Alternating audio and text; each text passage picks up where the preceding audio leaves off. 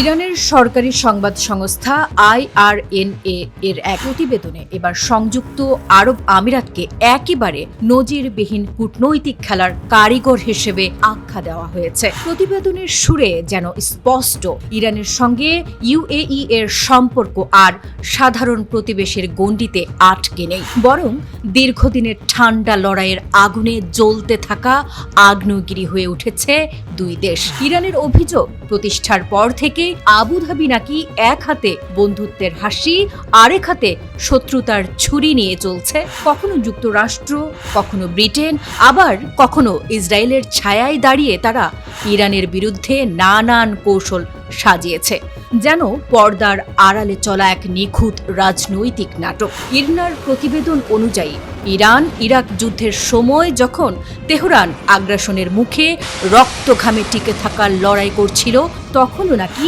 UAE বাইরে থেকে নিরপেক্ষতার মুখোশ পরে ভেতরে ভেতরে প্রতিপক্ষকে জ্বালানি জুগিয়েছে, যা ইরানের ভাষায় ছিল আগুনে ঘি ঢালার মতো। পশ্চিমা নিষেধাজ্ঞার সময়ও পরিস্থিতি ছিল একই রকম। ইরানের দাবি, আবুধাবি নাকি অর্থনীতির শিরায় শিরায় চাপ বাড়িয়ে শ্বাসরোধের খেলা খেলেছে।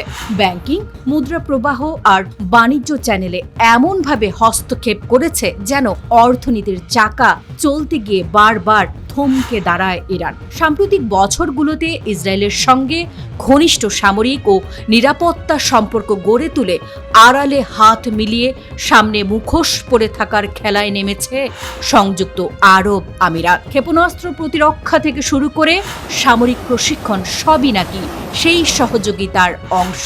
সবশেষে কঠিন সত্য এটাই যে একটি মুসলিম রাষ্ট্র হয়ে আরেক মুসলিম রাষ্ট্র ইরানের পাশে নেই UAE। তলোয়ারের নিচে লুকানো শব্দহীন যুদ্ধের গল্প সাজিয়ে ইরানকে পর্যদুস্ত করে আমেরিকার কাছে ভালো সাজার নাটক করছে দেশটি। তবে স্বজাতির সঙ্গে এই প্রতারণার শেষ কোথায়?